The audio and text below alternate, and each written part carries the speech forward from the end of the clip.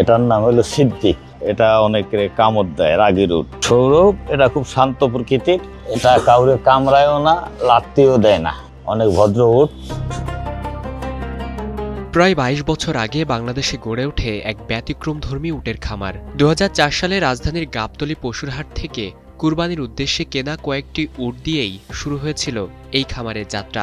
ধর্মীয় চেতনা, ইসলামী ঐতিহ্য ও নবীপ্রেম থেকেই গড়ে ওঠে এই অনন্য উদ্যোগ। খামারটা হলো ২০০৪ সালে হয়েছে প্রতিষ্ঠিত। গাবতলীর হাট থেকে কিনছিলেন কোরবানির উদ্দেশ্যে।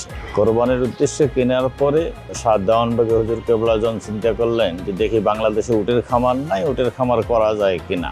এই চিন্তার থেকে উনি একটা উটকে কোরবানি করলেন আর ৯টা উট দিয়ে ২০০৪ সালে এই খামার শুরু করলেন। প্রায় ২২ বছরের পুরনো এই খামারে বর্তমানে রয়েছে ৫টি উট। সবথেকে অবাক করা বিষয় হলো এখানকার উটগুলোর জন্ম হয়েছে বাংলাদেশের মাটিতেই। মরুভূমিহীন ও ভিন্ন আবহাওয়ার দেশে উটের জন্ম ও বেড়ে ওঠা সত্যি ব্যতিক্রমধর্মী ঘটনা।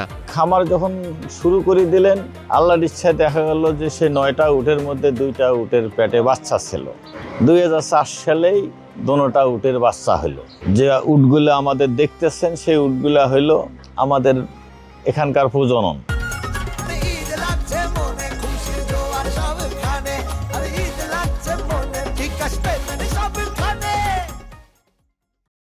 উটগুলোর স্বাভাবিক চলাফেরা ও পরিবেশ নিশ্চিত করতে খামারে বালু দিয়ে তৈরি করা হয়েছে কৃত্রিম মরুভূমির আবহ।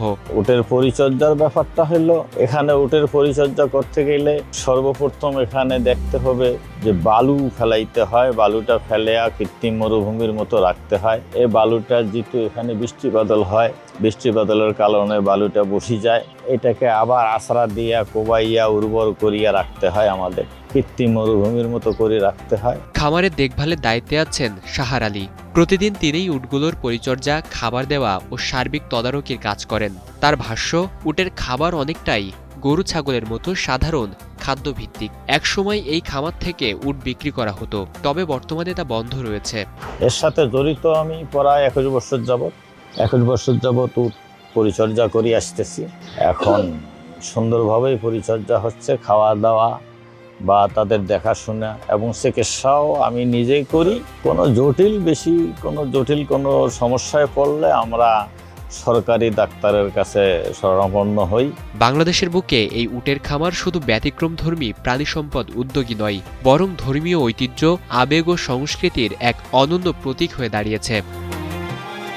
ফরিদুল ইসলাম ইমন, নিউজ 24, ঢাকা।